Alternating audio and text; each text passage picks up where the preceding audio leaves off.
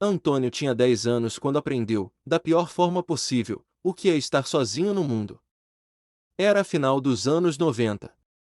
Os pais haviam se separado, e a separação não foi tranquila. O pai afundava cada vez mais nas drogas e no álcool, alternando momentos de lucidez com fases em que parecia completamente perdido. Não dava para contar com ele. Isso ficou claro muito cedo, numa cena que nunca saiu da cabeça, uma festa de Dia dos Pais no colégio. Haviam vários pais presentes, participando, orgulhosos de estarem ali. O dele chegou atrasado, alterado, totalmente mal vestido, embriagado, drogado também. Antônio viu seu pai totalmente fora de si.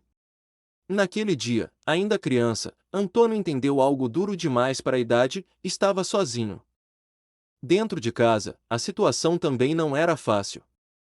A mãe fazia o que podia, era uma mulher recém-separada que havia sofrido muito com os problemas de álcool e drogas do marido. Antônio viu a mãe tendo junto com ele recomeçar a vida, pois não aguentava mais os problemas causados pelo ex-marido devido à adicção nas drogas e álcool. A mãe não sabia como lidar com aquele momento tenso e cheio de mudanças. Ela amava o filho, mas a forma como lidava com Antônio era baseada muitas vezes no medo, na truculência. Então, Antônio não via espaço seguro para diálogo, erro ou vulnerabilidade. Qualquer erro havia punição. E muitas vezes, punição acima do limite. E houve um episódio que marcou isso de forma brutal. No ano de 1997, era a febre os Tazos que vinham dentro dos pacotes de biscoito da Elma Chips, e nessa época 9 de cada 10 crianças eram poucas para ter a coleção completa desse Tazos. Até que teve um dia, Antônio viu um pacote de biscoito vazio próximo ao lixo e achou que poderia haver Tazos ali dentro. Antônio foi apenas verificar. Mas alguém da escola viu a cena de forma distorcida e contou na escola que Antônio estava pegando comida no lixo. A informação chegou até a mãe. Quando Antônio chegou em casa, não houve conversa. Não houve escuta. Houve violência. Antônio foi espancado brutalmente. E não parou por aí. A mãe pegou um pacote de biscoito de maisena e, à força, empurrou na boca de Antônio goela abaixo como forma de punição e humilhação. Naquele momento, algo se quebrou dentro de Antônio. Ali Antônio aprendeu, de forma definitiva. Falar não era seguro. Se defender não era seguro. Confiar não era seguro. Antônio não tinha para onde correr. O ano letivo de 1997 decorreu bem e Antônio foi aprovado para cursar a quarta série no ano de 1998. E foi em 1998 que começaram os problemas de Antônio. Antônio, que até então havia estudado sempre em colégios particulares com ambientes organizados, com regras claras, com um mínimo de cuidado, se viu numa realidade totalmente diferente. Tudo mudou em 1998. Quando Antônio foi para o Colégio Público Gurgel da Teixeira. Ali, o impacto foi imediato. O ambiente era outro. A energia era outra. Antônio era o mais novo da turma, cercado por alunos mais velhos, mais fortes, mais acostumados a uma realidade que Antônio ainda não entendia. E nesse tipo de ambiente, não era preciso fazer nada para virar alvo. Bastava ser diferente. E Antônio era. Não demorou muito para começarem os apelidos. As risadas. As provocações. A sensação constante de Antônio estar sendo observado, julgado, diminuído. Mas aquilo ainda era só o começo. Porque o pior não foi ser zoado. O pior foi perceber que ninguém faria nada. Professores viam e ignoravam. A direção não se envolvia. Não existia intervenção. Não existia acolhimento. Era como se fosse normal. Como se fosse parte do jogo. E dentro de casa, Antônio não podia contar. Já tinha aprendido isso da pior forma possível. Então Antônio calou. E quando alguém cala por muito tempo, não fica forte. Aprende a sobreviver. Antônio passou a viver em estado de alerta constante. Antônio olhava para os lados o tempo todo. Evitava chamar atenção. Se escondia sempre que podia. Tentava antecipar movimentos, prever situações, escapar antes que algo acontecesse. Mas tinha alguém de quem era impossível escapar. O nome dele era Jonas. Jonas não era só um colega difícil. Era o tipo de pessoa que impunha medo, usava sem dó da covardia. Jonas era mais velho, mais forte, agressivo. Ele escolheu Antônio como alvo. E quando alguém assim escolhe você, aquilo vira rotina. Jonas puxava Antônio pelo braço, levava para lugares isolados, batia, humilhava, inclusive com calúnias, como espalhar para a escola toda que havia enfiado a cabeça de Antônio dentro do vaso. A humilhação não era algo pontual. Era constante. Era previsível e, ao mesmo tempo, inevitável. Antônio vivia tentando evitar. Mas nem sempre conseguia. E como se não bastasse, dentro da própria família, a situação piorava. O primo, que deveria protegê-lo, fazia o oposto. O primo o expunha, o diminuía, lhe usava para se afirmar. E então veio o episódio que o prendeu de vez às maldades e perversidades do primo. Numa noite fria de um fim de tarde em 1998, Antônio cometeu um erro bobo de criança. Furtou um pacote de balas no hipermercado perto do colégio onde estudava. Foi algo feito no impulso. E Antônio foi pego pelo segurança. Antônio se lembra como se o fato tivesse acontecido hoje, dia 13 de março de 2026.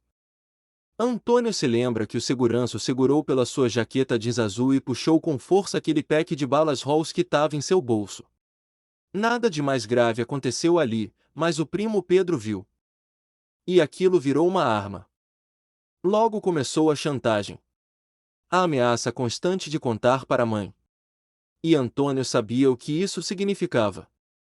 Significava dor. Significava mais violência. Então Antônio ficou preso à maldade, à perversidade e ao bullying que sofria de Pedro. Antônio se viu preso a Pedro. Assim como já se via preso a Jonas na escola. Antônio se via preso no silêncio. Preso no medo. E os anos passaram assim. De 1998 até 2003. Anos em que Antônio não viveu plenamente. Antônio apenas sobreviveu. Mas mesmo dentro desse cenário, algo começou a mudar. Com o tempo, Antônio fez amizades. E isso fez diferença. Pela primeira vez, Antônio não estava completamente sozinho. Tinha pessoas que o viam de outra forma. Que ajudavam. Que avisavam quando Jonas estava por perto. Que davam suporte, dentro das limitações daquele ambiente. E foi um desses amigos, Paulo, que disse algo simples, mas poderoso. Para de mostrar medo. Aquilo ficou na mente de Antônio. Parecia impossível. Como alguém para de sentir medo depois de anos vivendo assim? Mas não era sobre parar de sentir. Era sobre parar de demonstrar. E um dia, Antônio tentou. Jonas o puxou pelo braço, como sempre fazia. Mas dessa vez, Antônio puxou de volta. Olhou nos olhos. Sustentou a expressão. Não recuou. E naquele momento, algo mudou. Jonas hesitou. Jonas recuou. Pela primeira vez, ele não teve controle. E ali Antônio entendeu algo que ninguém nunca tinha ensinado. Postura muda tratamento. Aquilo não apagou o passado. Mas mudou a dinâmica. E, aos poucos, o poder que Jonas tinha sobre Antônio começou a desaparecer. Em 2003, Antônio terminou a oitava série, e saiu daquela escola de cabeça erguida. Antônio se via como alguém que não só sobreviveu, mas alguém que venceu o bullying na escola. Mas essa história não havia acabado ainda. Logo veio o ano de 2004. Era o início do ensino médio. E, de forma quase inacreditável, a vida colocou novamente um pedaço do passado na frente de Antônio. O irmão de Jonas, chamado Juliano, estava na mesma sala. E naquele mesmo dia, Antônio viu Jonas do lado de fora do colégio. Mas algo estava diferente. Antônio sentiu uma sensação estranha, mas não sentiu medo. E isso, por si só, já era uma vitória. O irmão de Jonas se aproximou e disse: Relaxa. Ele não vai mais te bater. E realmente Jonas não bateu mais em Antônio, então foi ali que Antônio entendeu. Não era mais sobre Jonas. Era sobre quem Antônio tinha se tornado. Alguém que não tinha mais medo, que estava disposto a reagir se necessário, e essa ausência de medo ficou explícita para Jonas. Após esse breve aviso, Juliano, irmão de Jonas, saiu do colégio e o Jonas também saiu do colégio. Então os anos passaram. A vida seguiu. E, de vez em quando, os caminhos de Antônio e de Jonas ainda se cruzavam. Na rua, a caminho do trabalho. Em situações comuns do dia a dia. Até que um dia, veio o reencontro mais simbólico. Dentro de uma van. Antônio entrou. Passou o cartão. E lá estava Jonas. Agora como trocador. Eles se olharam. E naquele olhar, havia anos de história. Mas não houve palavras. Não houve confronto. Não houve acerto de contas. Só silêncio entre ambos. Um silêncio pesado, mas ao mesmo tempo, libertador. Porque ali, não havia mais medo. Não havia mais poder de Jonas em relação a Antônio. Então Antônio desceu no ponto final, e seguiu. E ali, sem precisar dizer nada, aquela história terminou. E a lição que fica desse relato é: nem sempre alguém vai te salvar. Nem sempre vão te proteger. E, muitas vezes, você vai ter que enfrentar tudo sozinho. Mas o que fizeram com você não define quem você é.